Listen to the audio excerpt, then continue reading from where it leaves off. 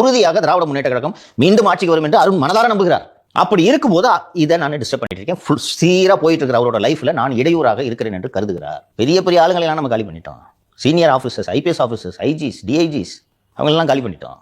ஜிவால் நம்மளை பார்த்து பயந்துட்டு இருந்தாரு. உளவுத்துறையே நம்ம கண்ட்ரோல் இருக்கு. இங்க சிட்டி போலீஸை நமக்கு பிடிக்காதவங்க அவ்வளவு பெரிய நம்ம மாத்தி விட்டுட்டோம். நம்ம நினைச்சா என்ன போஸ்டிங் வேணாலும் முதல்வர்கிட்ட கையில் தாங்க முடியுது.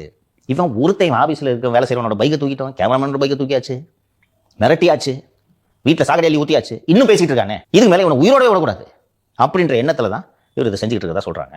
அப்படிலாம் இவர்கள் நினைப்பது போலலாம் உலகம் நடந்துடாதில்ல. அதனால சொன்ன அதிகாரிகிட்ட சொன்னேன் நான், சார் இவர்கள் நினைப்பது போலலாம் நம்ம நடந்துக்க முடியாது சார், மனசாட்சிப்படி நான் வேலை செய்து கொண்டிருக்கேன், அதுக்காகலாம் கொலை செய்யணும்லாம் இவங்க நினைச்சாங்கன்னா அதுக்கான விளைவுகளை இவர்கள் அனுபவிப்பார்கள். எந்த காரணத்துக்காகவும் நான் வேலை செய்யறதையோ பேசுறதையோ இல்லை அருணை பற்றி பேசுறதையோ நிறுத்த போறதில்லை. நான் சென்னை சிட்டியில் இவ்வளவு அயோக்கியத்தனம் நடந்துகிட்டு இருக்கு. கட்ட பஞ்சாயத்தை தடுக்க வேண்டிய ஒரு அதிகாரியை கட்ட பஞ்சாயத்தில் ஈடுபட்டு கொண்டிருக்கிறார். நிலபகரிப்பை தடுக்க வேண்டிய ஒரு அதிகாரியை நிலபகரிப்பில் ஈடுபட்டு கொண்டிருக்கிறார்.